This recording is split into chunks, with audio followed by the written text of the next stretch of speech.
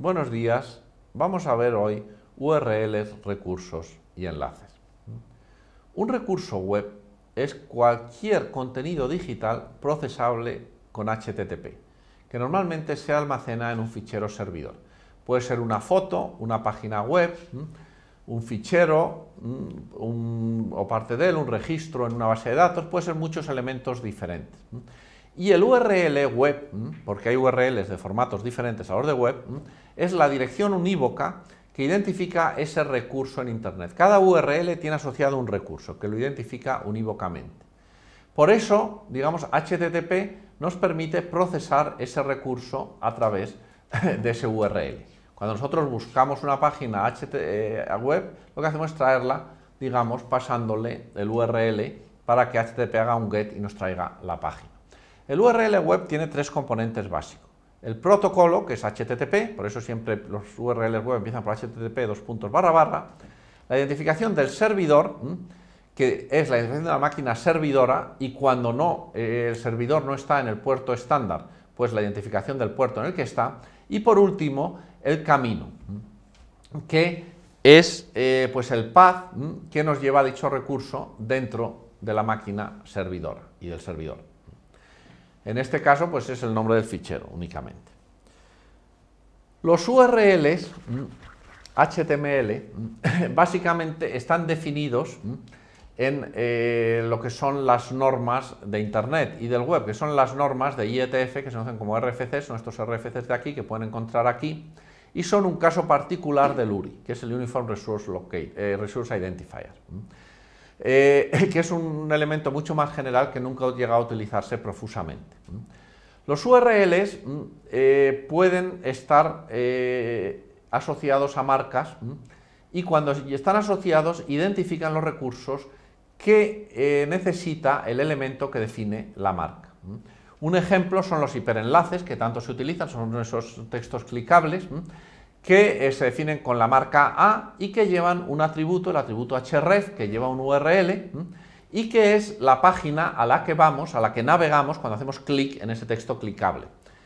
Las imágenes se definen también definiendo o relacionando el fichero que contiene la imagen, que es un fichero en PNG o en otros formatos, a través de un URL que va en un atributo, el atributo src asociado a la marca img, que es la marca con la que se definen las imágenes. Por eso cuando en una página tenemos una imagen, esa imagen está, digamos, definida con una marca img, pero la foto en sí está como un fichero en PNG, GIF u otro formato de los que se utilizan para las fotos. Vamos a ver la estructura del tercer componente del path o camino de un URL, que es el que identifica el recurso dentro de la máquina servidora y del servidor.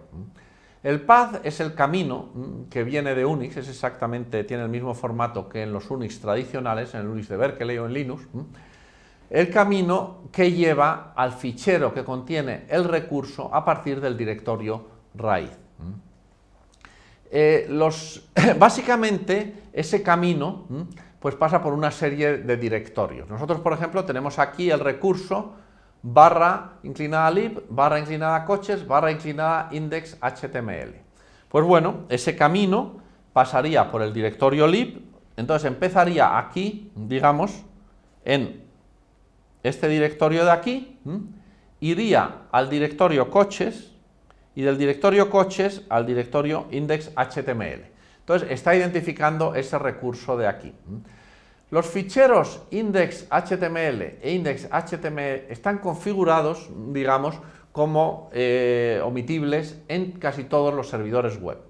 Por eso este URL de aquí que indica este camino es equivalente a este de aquí, que sería el URL que nos identificaría simplemente, digamos, el directorio coches, este directorio de aquí. Porque si nosotros especificamos simplemente un directorio y ese directorio tiene un index.html o un index.html, lo que se está identificando de forma implícita es este fichero, este recurso, que es el que representa a ese directorio, es el punto de entrada a ese directorio.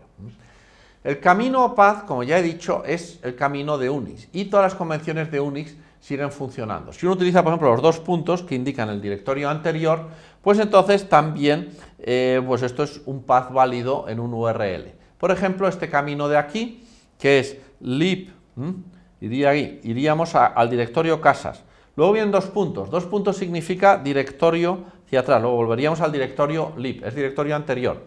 De ahí entramos en el directorio coches y de coches vamos aquí a Volkswagen HTML. Este nos indica este recurso de aquí. Pues bien, esto, donde hemos quitado el dos puntos, el casas dos puntos, nos lleva exactamente al mismo directorio. Porque, básicamente, digamos, ese URL dice lib, luego dice coches, y de coches nos lleva a Volkswagen HTML. Es decir, identifican el mismo recurso. Para los que sepan Unix, recuerden que todo lo que saben de paths en Unix les vale aquí. Vamos a ver ahora el hiperenlace con más detalle. Un hiperenlace es un texto clicable que nos permite navegar a través de Internet y que tiene esta forma sintáctica de aquí. Básicamente se define con la marca A, tenemos la marca de comienzo que debe llevar el atributo href con el URL al que vamos a navegar, el texto que va a ser clicable y luego la marca de terminación del elemento. En esta página web tenemos aquí ese elemento puesto aquí y por eso la vemos de esta forma, donde el texto UPM es clicable, que es este texto de aquí, y al hacer clic en él nos llevaría a este URL que tenemos aquí. A puede tener más atributos, por ejemplo alternate, para tener una página alternativa, por si acaso esta la han borrado o no está ya en el servidor. Rel, que es muy importante, es la base de la web semántica, es la relación de la página con la página enlazada. La semántica es definir relaciones y por eso existen muchos tipos de relaciones. Puede definir una página alternativa, puede definir la relación, quién es el autor de esa página, puede definir la licencia con la que está publicada, los tags asociados a esta página y muchos otros elementos. La web semántica se basa en gran medida en las relaciones entre páginas web. El tipo MIME asociado a la página enlazada y muchos otros elementos. Aquí tenemos un ejemplo de licencia que se utiliza mucho en la publicación de páginas web. Cuando además del URL href le añadimos el atributo rel con la marca license, lo que estamos diciendo es que este URL, que va a ser clicable también, porque aquí tenemos license y este license va a ser clicable, al que iremos es la licencia con la que está publicada esta página web para su uso en Internet. Porque Internet es un entorno de publicación de contenidos donde los contenidos se publican con licencia, como ocurre siempre que publicamos un contenido. Vamos a ver otro elemento del URL, que no es uno de estos tres básicos, pero que tiene también bastante uso, que es el ancla o anchor, que se añade al final del URL, separado por un cuadradillo de estos como este que tenemos aquí. Aquí tenemos un URL que tiene tres componentes: protocolo, servidor, path y además el anchor o ancla. ¿Qué es lo que identifica? Es un punto dentro de la página web.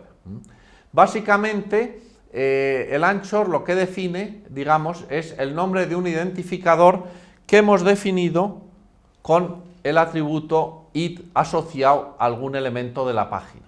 Y entonces lo que nos identifica es ese elemento de la página, es decir, el elemento identificado por el identificador, el id sección 2, dentro de este recurso de aquí.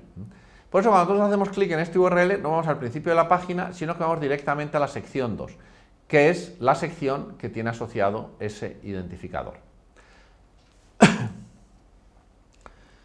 Vamos a ver ahora también otro concepto que es el de URLs relativos. Lo que hemos visto hasta ahora son URLs absolutos, que son URLs que especifican protocolo, máquina servidora y servidor, path y otros elementos como puede ser el ancho. Muchas veces se utilizan los URLs relativos como una forma de simplificar pues, la definición de páginas web o de los accesos. Los URLs relativos son relativos al acceso anterior.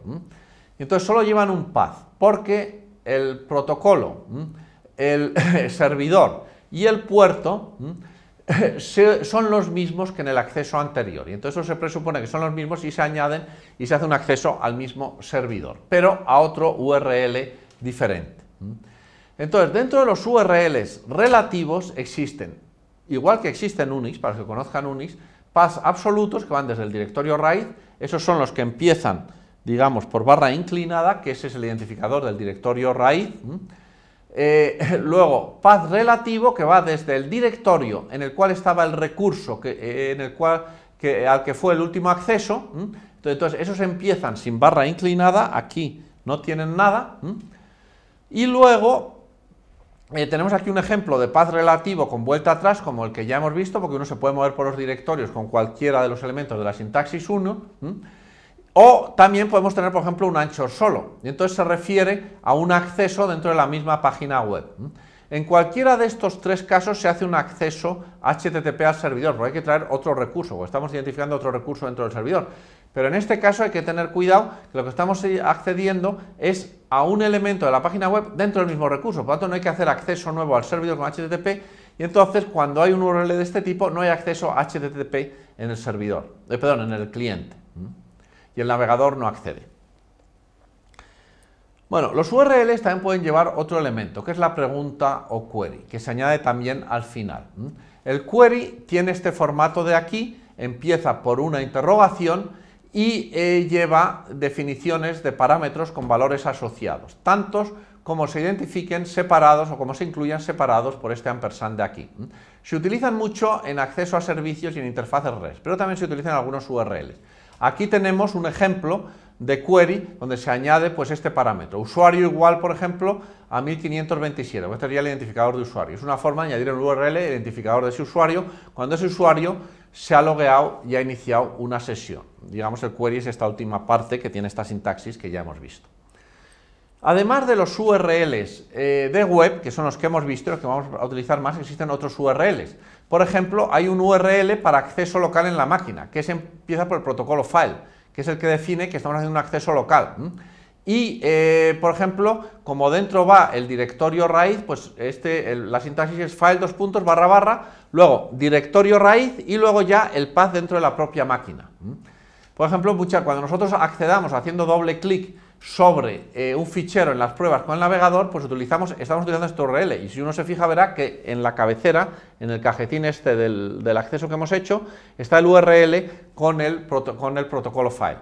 Por ejemplo, cuando accedamos al ejemplo anterior de forma local. También hay URLs de email que se pueden meter, digamos, como hrefs, por ejemplo, en hiperenlaces. Cuando nosotros metemos un URL que no es de web, entonces no navegamos a esa página, sino que el navegador hace lo que tiene programado asociado a ese URL. Bueno, si ponemos un URL de tipo mail-to en el href, lo que se hace es desplegarnos, digamos, un editor de mensajes, para que podamos enviar un mensaje a alguien. Y si nosotros, digamos, en ese URL añadimos un query con los parámetros de subject, de body o con copy o lo que queramos, lo que se hace es rellenar con los valores asociados a esos parámetros, con lo cual ya tendremos el destinatario, el subject, incluso parte del body, para que el mail ya quede preconfigurado y solo tengamos que rellenar una pequeña parte. Este se utiliza mucho en páginas web. Aquí tenemos un ejemplo de cómo utilizar el WISP con este editor preconfigurado y muy fácilmente utilizable para ver cómo pueden modificar los ejemplos de este capítulo y ver cómo se visualizan las páginas en este otro lado. Aquí tiene un editor, ustedes pueden modificarlo y cuando den aquí pasan a, digamos, ver el resultado de la modificación en este lado. En estas pestañas pueden seleccionar los diferentes ejemplos de un capítulo o módulo. Y aquí pues tiene el URL de todos los editores y aquí, digamos, pues los botones para seleccionar el ejemplo y para ver, digamos, visualizar las modificaciones. Muy bien, muchas gracias. Con esto acabamos este capítulo.